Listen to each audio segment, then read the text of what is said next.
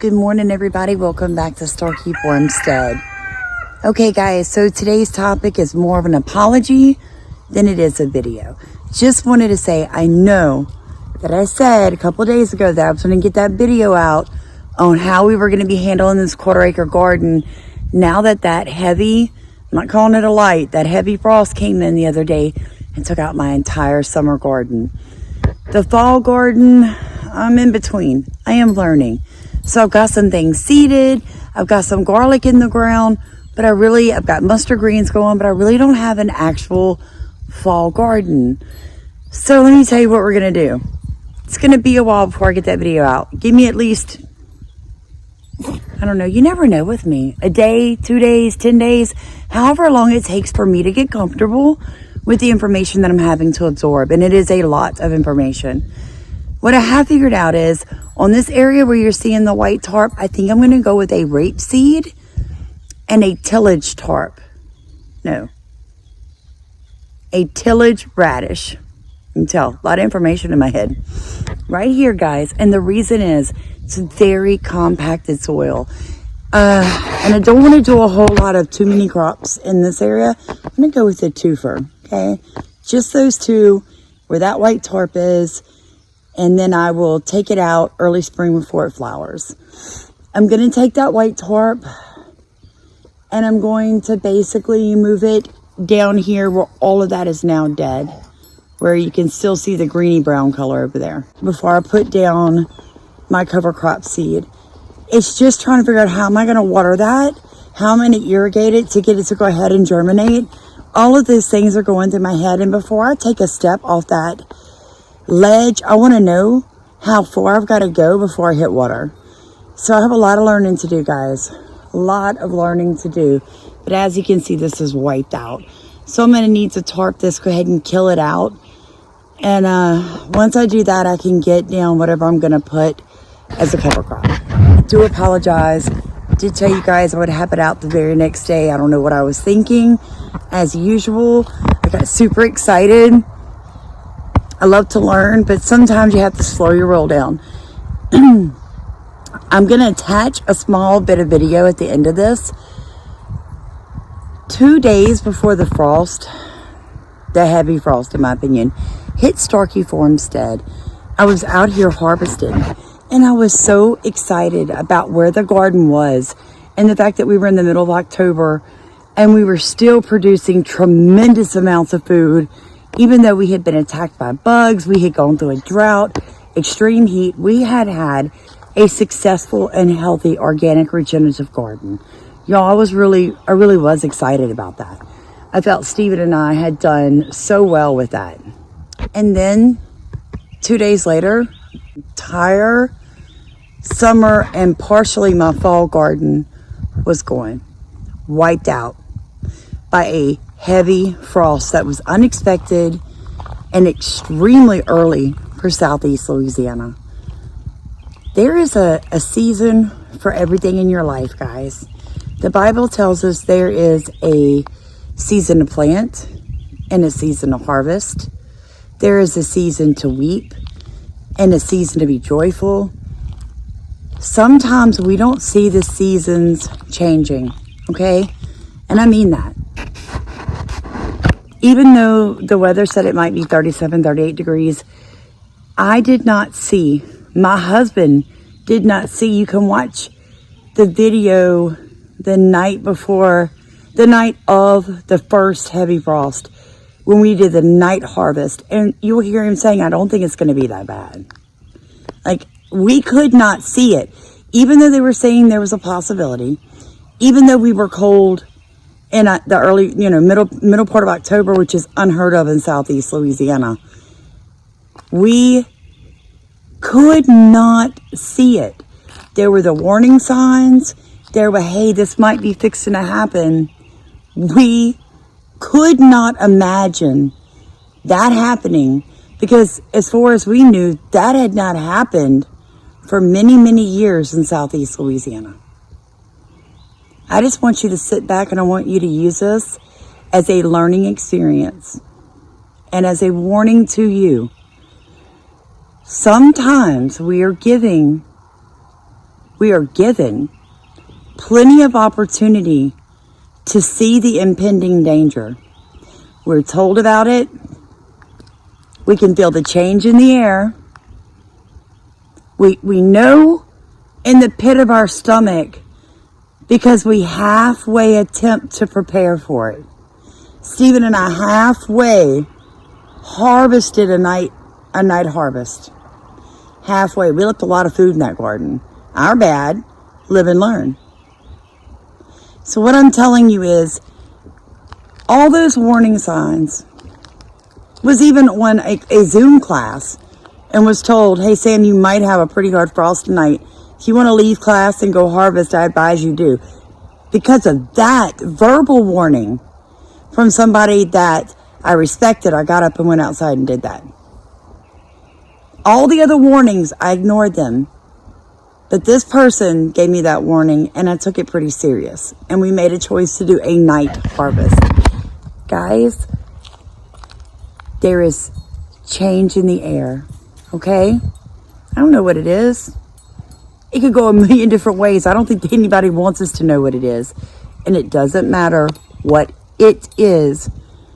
Please prepare yourself by aligning yourself with what God wants for your life.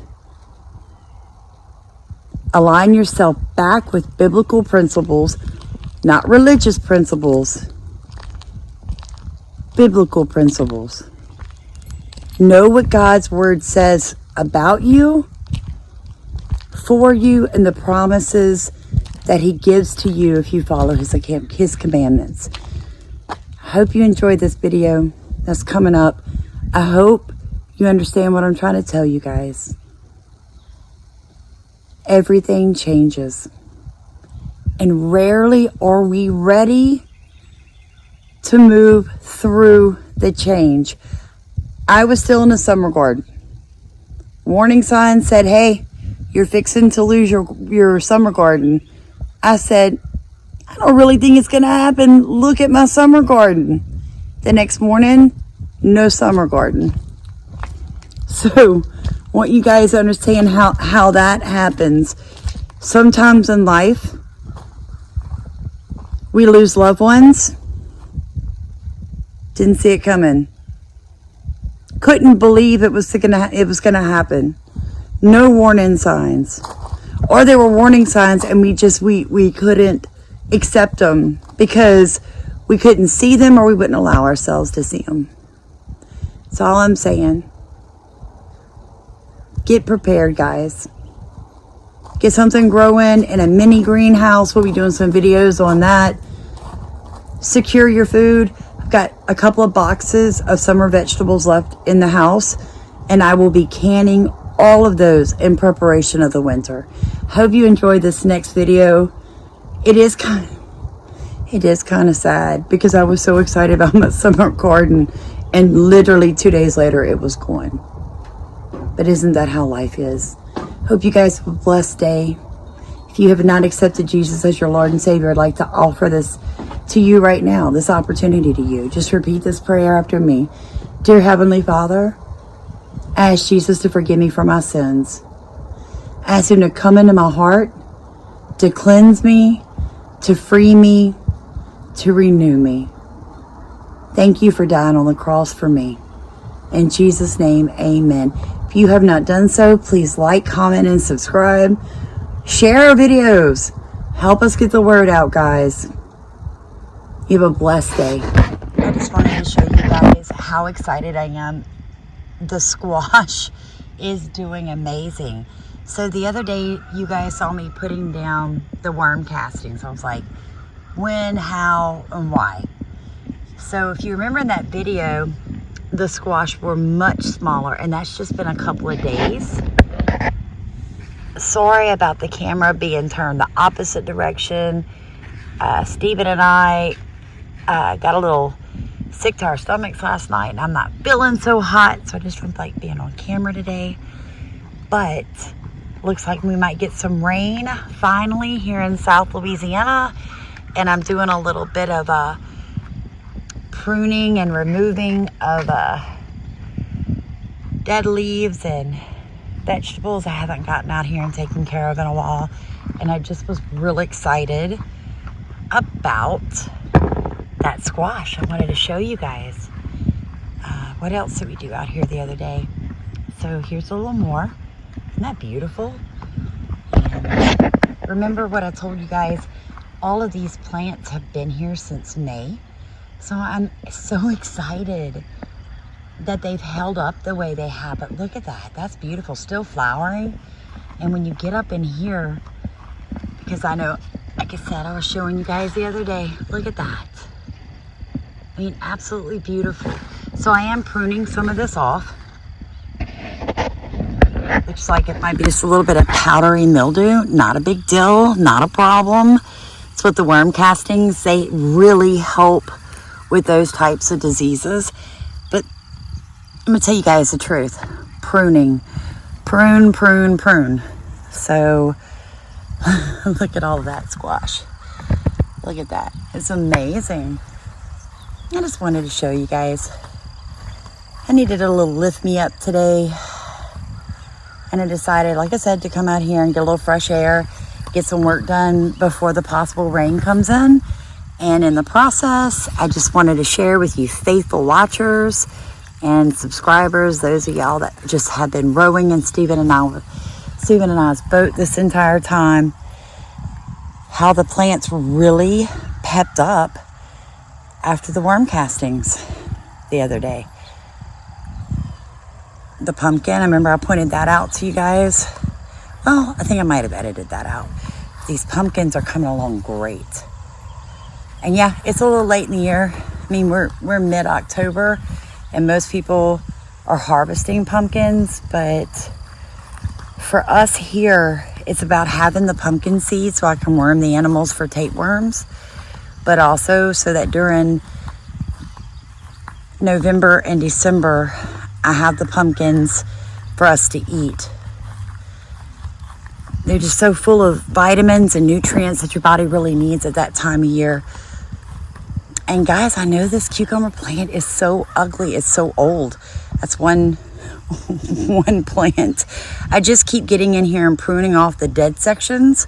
And it, if you look around the edges, just continues to give me new growth and new cucumbers. So we are going to have a run-in here very soon between this pumpkin plant and the cucumber plant. That's okay. I'll take care of that. I know I just saw a pest. There he is. Oh, don't we all just love these nasty little things? That's why you wear gloves, guys. All right. Okra's coming along nice. Pumpkins are coming along nice. Everything's flowering. It's beautiful. Thank you guys for watching. Please like, comment, and subscribe.